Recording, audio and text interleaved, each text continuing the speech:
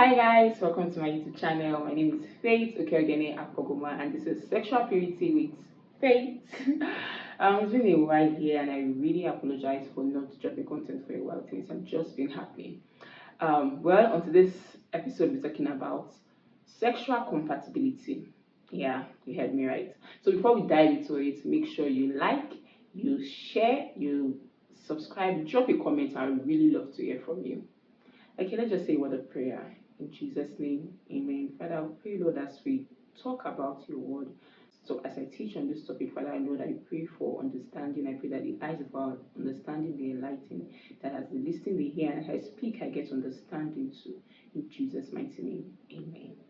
Okay, without wasting much time, let's just dive into it. You must have heard people say, yes, it's very important for you to know if you guys are sexually compatible as partners before you move into marriage, to know if the lady is fertile, that is, she can conceive, if the man has low sperm count, or just some sexual health issues to just check.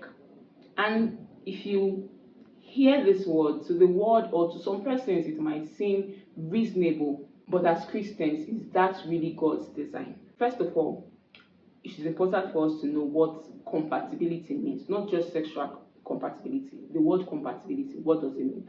I would say that compatibility means the ability of two or more persons to exist, work, or live together without conflict or problems. But in the context of what I'm talking about, which is sexual purity before marriage, is the ability for two people, not more than two, because it's a man and a woman, so two people to exist, to work, to live together without conflict or problems. You might want to say, how is that possible for a marriage to work without fight, without problem? I'm not saying that you will not have issues. Yes, you have issues, but you'll be able to reconcile them without it leading to fighting, quarreling, and shouting. We've heard marriages that you hear the couple say they've never fought each other. There were issues that arose during the course of their time together, but they were able to solve it without resulting to being physical or shouting at each other.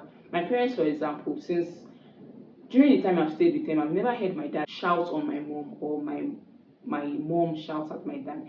They might have issues. Most times you don't even see them talking about their issues in our presence, always behind closed door. So yes, it is possible to have a marriage where there is no physical violence or fighting or shouting. You guys are adults. You can just resolve matters amicably. So in friendship, I also wrote here that in friendship or marriage, it is about being able to relate, understand, and function well together. It is where two people, personalities, values, lifestyle, and goals align. So compatibility has to do with alignment, where my goals and your goals align. For example, we have emotional compatibility, we have spiritual compatibility, we have physical compatibility, we have practical compatibility, and we have sexual compatibility, which we'll be talking about today. So when you talk about emotional compatibility, can you both connect, like the man and the woman in the relationship? Do you guys connect to one another? Like, you know, when you say you and this person, you just connect, you guys click emotionally. It's also where feelings come to place. You have feelings for this person, or you're just numb towards this person. Is there feelings between the both of you? Is there something that when you see her, she just lights up the room, or it just lights up the room when you come? I was watching something on Instagram. You see, it was about men, and it said that how men react after they see their wife. So you see, so men were just, some of them were walking and doing something, immediately their wife just showed up. You just see the smile on their faces. Yes, does this person do that to you emotionally? And we talk about intellectual compatibility. Yes, there is also intellectual compatibility. Do your ways of thinking and communicating align? You might not have the same IQ. One might be higher than the other. Maybe the man, or maybe that of the woman may be higher than that of the man. But in your thinking, in your communicating, is everything pointing to the same goal, the same direction? Not that this person intellectually is thinking this way and you are going this way. No. Do you guys align intellectually? And we also have spiritual compatibility. As believers, the Bible says that we should not be unequally yoked with unbelievers. So do you guys share the same faith? Do you guys share the same values? Do you guys have the same convictions? These are things you check for spiritual compatibility. And yes, we have practical compatibility, or what I call physical compatibility. Do you guys agree on matters that have to do with life? When you talk about finance, money, do you guys agree? That is, do you guys agree to either have a joint account or separate account? Or how do you guys spend money? There must be an agreement on how money should be spent in the home, or what to do to make money. There should be these things that are talked about. So you see if you and this person are compatible. Or maybe this person is a spender and you are not a spender, you are a saver. So how do you guys come together and align so that you guys can make it work in your home financially? So you check for these things also. And the next one is sexual compatibility, which is the point of discussion in this video, which has been misused in the world today by saying you have to test before marriage. No. But God's design for sexual compatibility is that you guys are willing, both parties are willing to learn and grow together in intimacy within the walls of marriage, not outside the walls of marriage. So you guys have agreed that yes, we work on sexual purity before marriage, and after marriage we get to learn about ourselves. We get to talk about these things sexually. We get to tell this person, this is what I like, this is what I don't like. You talk about these things within the confinement of marriage, so you guys grow together in your intimacy with one another. And there's a scripture for compatibility. Amos 3:3 says, "Can two work together except they agree?" So for compatibility, you have to check these examples I gave. You have to check your spiritual compatibility, your intellectual compatibility, your physical compatibility, your spiritual, I want to make sure that your spiritual compatibility, and your sexual compatibility. Compatibility in God's design is agreement in faith, in vision, and in values.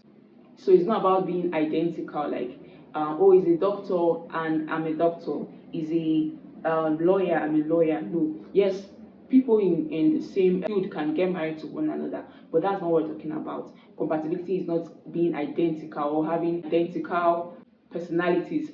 Like you say, this person is an extrovert, so I must marry an extrovert. No.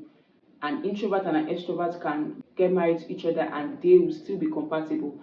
A introvert and an introvert can get married together and they will still be compatible. But the point here is that it's not being identical in personalities and values alone. It is that even though you guys are different in personalities, you guys still align in goals, in your vision, in your convictions, in faith. That is what is important. So let's move forward. Sexual compatibility, which is the focus of today's video. So today I wrote here that in culture today, sexual compatibility means being a match in bed, that chemistry, performance, and preferences align, that they need to test before marriage to see if the woman is fertile or both persons can satisfy themselves sexually.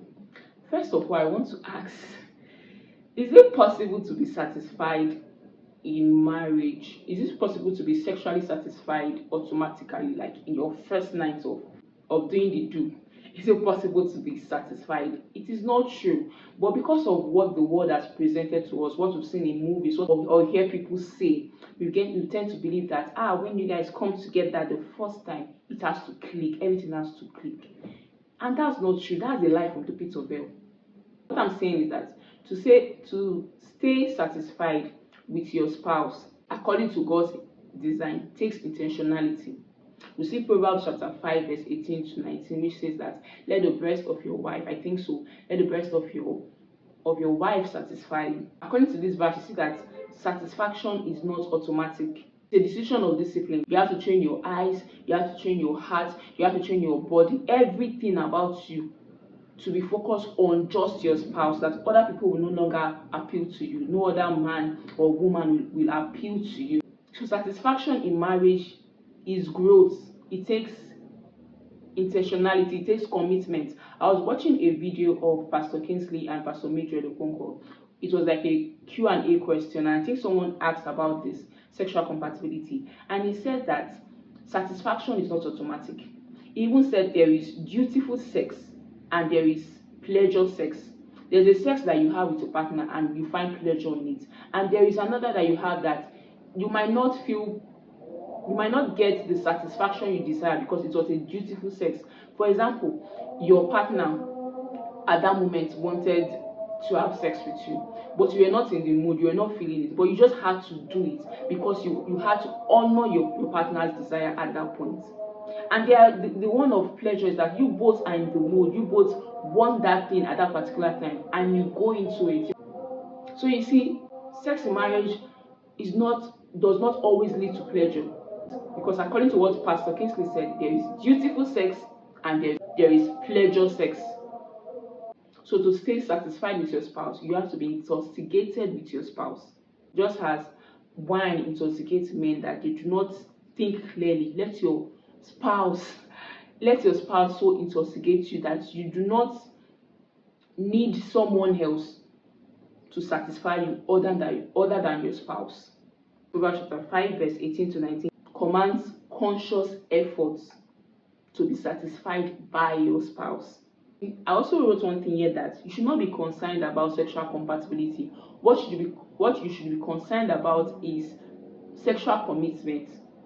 Are you committed to your spouse sexually? Hence that beautiful sex I talked about earlier. If you are committed to your spouse sexually, you will know that there are times that you have to have sex with your partner out of duty and not just because of pleasure. The thing we're talking about is misconceptions people have of sexual compatibility. The first misconceptions people have about sexual compatibility is that they must have sex with their partner before marriage to see if they are compatible or to see if the woman is fertile. I already talked about that earlier, so I won't dwell on it. But one thing I want you to know is that this pattern of thinking assumes that sex is the only way to check for fertility or sexual health, and that is not true. If God says no to premarital sex, then the answer to fertility and sexual health questions must lie in other godly and wise ways. And what are the other alternatives that you can check for these things? Medical tests. It is very important for people who intend to get married to check for these things. You check for your genotype, your blood group. You can check for fertility tests. You can check for sperm count analysis. You check for STDs and other health checks. So you don't have to have sex with a person first to know these things that you can just easily get when you go to the hospital and get results and see these things for yourself. And the thing is that even with this medical test, we've seen people that even with them being okay medically, they still take some time before they give birth. And you also see people that they were involved in sexual activities before marriage, and even after marriage they still did not have children for a while. So what you should do as believers is to just trust God, because the Bible says He is the giver of children and children are gifts from God. So instead of trying to it your own way, just trust in God. And one thing I want to add to this is that couples should learn to be transparent about their health history or family history to their spouse. Don't say, oh, because we are Christians, God is going to heal me of this thing, and you keep that information from your partner, someone you intend to spend the rest of your life with. If you have issues, maybe for example, like a low sperm count, or you have an issue that will prevent you from not having children medically, you say these things to your partner. It is very important to be transparent to your partner concerning these things. Another misconception that people have on sexual compatibility is that sexual compatibility is instant and automatic. That's not true. If you've listened to some couples, you heard that their first time was very awkward. Know that intimacy is something you grow into. So don't buy that line that if the do is not clicking on the first contact, that means you guys are not sexually compatible. That's a big lie from the pit of hell. Another misconception is that you hear people say that sexual incompatibility ruins marriage. As much as we know that sex is a very important aspect of marriage, I don't believe that should be the only reason for you to just say that you want to end your marriage. It can be because of poor communication, lack of love, not understanding your spouse, you guys having conflict about something that has not been resolved. But saying that just because you guys are not sexually compatible, then you guys just have to end the marriage, I don't believe that is true. You can correct me if I'm wrong. If you've seen, for example, you've seen couples that they ended their marriage solely on the fact that they are not sexually compatible. There is something else. If you dig deeper, you will see that something else plus that brought to the ruins or the end of that marriage. The truth is that when love, patience, understanding, being available for your partner emotionally, when these things are present in your home, there will be room for you guys to grow sexually. There will be growth in your intimacy. You get to know each other better. And the last part of this video is,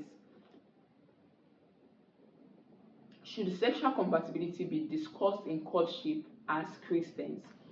We know that while growing up, you don't talk about these things. If you should say anything about sex or related to kissing, or even, for example, you can't be a African child and your parents are seated and there is a scene on the TV where a man and a woman is kissing and you don't close your eyes.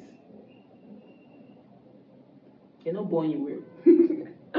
Yes, in this part of the world, we kind of don't talk about anything related to sex. Some even believe that it is sinful to talk about it. Some, when you start talking about sex, you are seen as of all things to talk about is sex, or you're a doctor that talks to people about sex. Are you alright? But we are no longer in the times of our parents. And yes, I was one of those then that you don't talk about sex. When you talk about sex, I'll look at you with one side eye.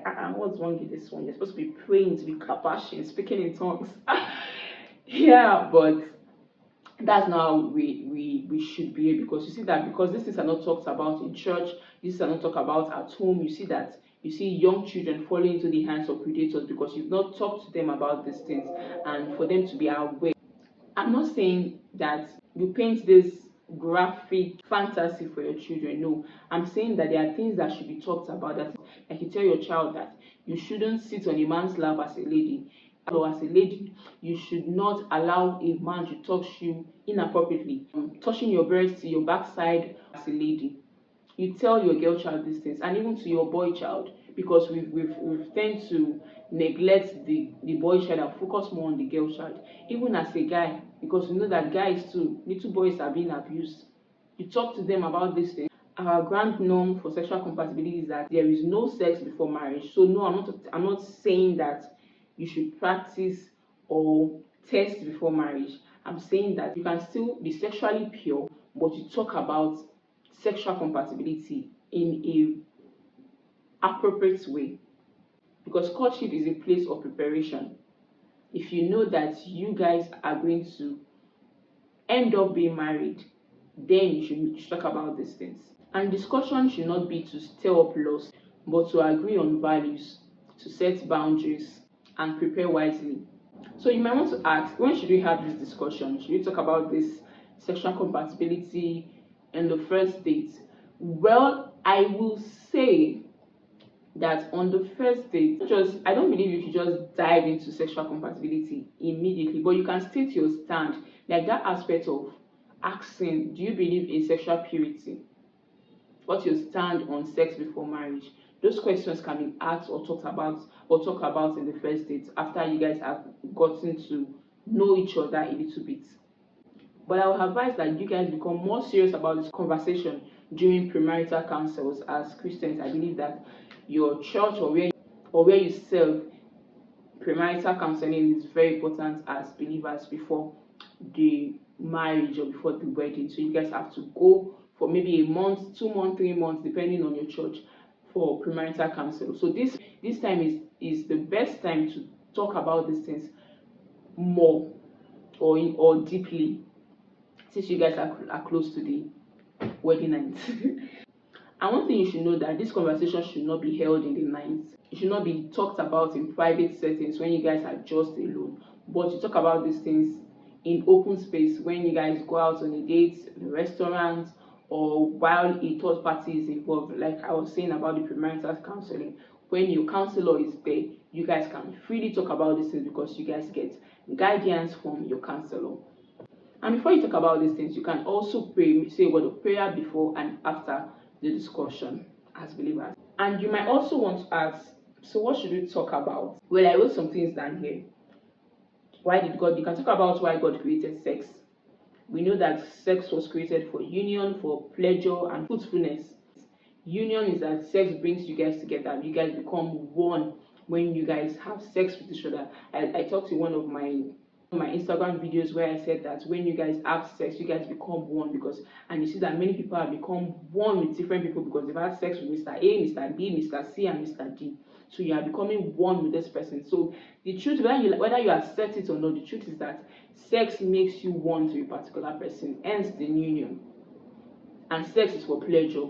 Be able to enjoy yourselves as husband and wife, and for fruitfulness. When you have sex, you have children, so you are fruitful. Because the Bible says, go into the world, be fruitful and multiply. Another thing you can discuss about is that, do you both agree sex is only for marriage? Let me say this. Don't assume that because he is a Christian or she's a Christian, she believes that sex should be for marriage. Ask the question, brother, sister, fine boy, fine girl, do you believe that sex should be within the four walls of marriage, or you think otherwise? It is very important to ask that question. Don't assume on behalf of anyone. The fact that he goes to church or she goes to church does not mean she believes in sexual purity or he believes in sexual purity. Another thing you should ask is that, do you believe or do you understand that intimacy is something to be learned and not tested? Yes, you have to ask, does the person believe that our first time together it should be satisfaction immediately? You have to ask the question, what do you think about this thing? Do you believe that when you guys have sexual intercourse on the wedding night that it should be superb? For some persons it might be superb, for some persons it might be awkward, so especially when they are virgins. So you should ask these things. Do you believe that we grow as we grow in intimacy as we spend more time together? Ask these questions. Don't be shy to ask these questions. You are not a sinner for asking these questions. Yes, faith is telling you that you watching right now are not a sinner for asking these questions. So ask these questions. Another thing you talk about when it comes to discussion of sexual compatibility is that, what's your boundary?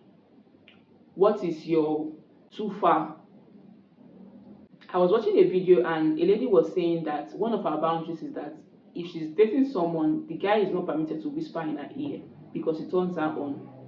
I was like, it might be funny, but that's a boundary. So you talk about these things. You might be okay as a person, you might be okay with hugging your partner, someone you are in a relationship with, someone you are courting, and there will be nothing turned on in you. You might feel okay. And for that person, it might be something else for that person. So you talk about these things. Do you agree with holding of hands? Is hugging okay with you? What time am I allowed to come to your place? Or should we meet in closed doors? Or we only meet in restaurants? Or when we meet in closed doors, should a third party be there? These are the things you talk about to set your boundaries, because boundaries actually protect you. You might say, we've got this. My dear brother and sister, you got nothing. I'm telling you that you got nothing. Put this thing in place to prevent him or her trespassing. Yes, like I said earlier, be open about what causes you to be turned on. Also have digital boundaries. There should be no sexting. There should be no late night flirting or telling you that, what are you putting on? Let me see what you're putting on. Let me see the color of your night gown, or let me see the color of your boxers. We do not want to know that. So set boundaries, even in your communication. What time is okay for me to call you? Can I call you once it's past 10? Are you okay with me calling you late in the night? These are the things you talk about. Not what's your best food, what's your best color. We've gone past that. Hear me, Sister Cynthia and Brother John. And also talk about situations. What if there's a situation where something happened or it rained and you were not able to leave his place because it was raining? Do you allow sleepovers? Yeah, you have to talk about this. And yeah, there are situations where you go to her place or she comes to your place and it begins to rain. It was raining, the rain refused to stop for hours, and it got late, and you're not saying, can I sleep over? My dear brother and sister, sleepover is not allowed. Is either he leaves the house for you and you stay, or you enter inside that rain. You order for a boat. If you don't have money for boat, enter that rain and go home. It's better to be wet physically than to be wet in the other area. Okay, let's be serious. This is a serious conversation. Let's not be playful. Okay, another thing you talk about is mentorship. Yeah, you guys have to have a mentor, someone that holds you guys by the hand, someone that you guys will be accountable to, that can call you both at any time, maybe on your date, and say, oh guys, hello, where are you guys? Or you say, you tell your mentor, I'm going to see her, but I should be back to my own house by 4 p.m. or latest 5 p.m. And someone that can call you at that time and say, where are you? Are you at home now, or you're still there? Or if you are there, you better start leaving that place right now. So you guys have to agree on someone that will mentor you during that period of courtship and even after marriage. Another thing that can be discussed as believers is expectations for intimacy in marriage. Talk about learning together. You guys should know that intimacy the first night might be awkward, most especially if both persons are virgins or one person is a virgin. It will definitely be awkward. There might be no pleasure that night because of the pain that the lady, if she's a virgin, might be going through that night. So talk about these things. Talk about patience. Talk about mutual consent. Does this person agree to me doing this? Communicate with one another concerning your intimacy, what you guys do, what this person likes and what this person does not like. Be able to talk about these things. But I will advise that this should be talked about in marriage, because it can stir up lust in both parties or in one of the parties. Another thing, which is number 5, I think, that we can talk about, that you should talk about, is your past and present realities without being graphic. Share honestly. Have you been sexually active before? Have you struggled with an addiction before? And if you have you stopped? Are you intending to go on this journey of sexual purity with this person that you are with? And also make sure that you do not judge your partner, because it takes a lot to be vulnerable with you, to tell you these things, and you now use it against your partner at the end of the day. Another thing you guys should talk about is your medical history. Is there something that is a pattern in your home? Is there something that is wrong with you medically? Be transparent. Talk about these things with your partner. You can also talk about family planning. How many children do you guys want to have? You guys just want one? You guys just want? You guys want 2 kids, 3 kids, 4, 12? Nigerian football team, whichever. Talk about these things.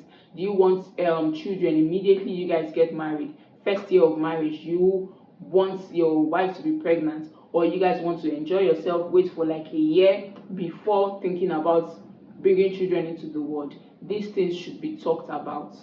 Yes, these are the few things I believe as Christians during courtship should be talked about, because you also know if you guys are sexually compatible in this way without doing the do. You understand? So since we've discussed about what to talk about, let's also talk about what not to discuss. I will say that don't share graphic fantasies, like how, or actually if you're a person that has been active before, sexually active before you met this person, don't start giving this person the graphic fantasy of what you did with your ex. We do not want to know. We do not care. It does not add anything to the relationship, so do not talk about it. Don't ask about sexual positions. Don't ask about the nightgown she's wearing or his performance sexually. Don't talk about these things. Don't ask about these things. It should not be discussed. Yes, it should not be discussed. Another thing I will say is that don't compare your partner to your past experience, especially if you are someone that has been sexually active before, or both of you have been sexually active before you decided to take this work of sexual purity. Do not compare your present partner to your ex. It is a very wrong thing to do. So do not do that. Do not talk about your ex, your experiences with your ex. Do not talk about it. I also wrote here that don't use these conversations. I talked about this earlier, that we should not use the past experience of your partner against them. So after having this conversation, or you've had this conversation with this particular person, these are red flags or green flags that you should look out for. But one, I wrote red flags. They dismiss purity boundaries. When you are talking about your boundaries, they just say, are you a baby? Are you not a man? They try to just dismiss your view on sexual purity. They try to dismiss your boundaries.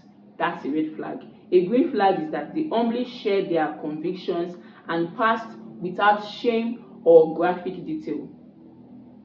Another red flag, that's number 2, is that they pressure you to test sex before marriage. Anyone that is telling you that, no, in my family, the wife must get pregnant first before we go into marriage, that is a red flag. As a believer, you run from such a person. It might not even be just the man. The lady might be also say that she wants to know, she wants to check if you are sexually capable before going into marriage. So if you are a Christian brother and you hear that, my dear brother, you flee. A green flag here is that they are willing to create and flow. They are willing to create and follow a purity plan with you. That is a green flag. If that person is willing to work on this journey of purity with you, that is a green flag for you to go ahead with that relationship. Number 3 here is that, for red flags, is that they hide their past and present struggle. They are dishonest with you. They don't tell you, they don't talk about something, they don't talk about their struggles to you. They want to feel like they got it when we know that they do not got anything. You know what I'm talking about. They are dishonest about their struggles. They are dishonest about their past. They might tell you that they've never been sexually active when in fact they have been sexually active. That is a red flag for you not to continue with that relationship. And number 3 for green flag is that they are open with their past and present struggles, like the opposite of the red flag. And number 4 here is that, number 4 red flag is that they mock the idea of accountability. They say that I am the man of this house, I am my own pastor, why should I submit to another person? Why should I be accountable to another person?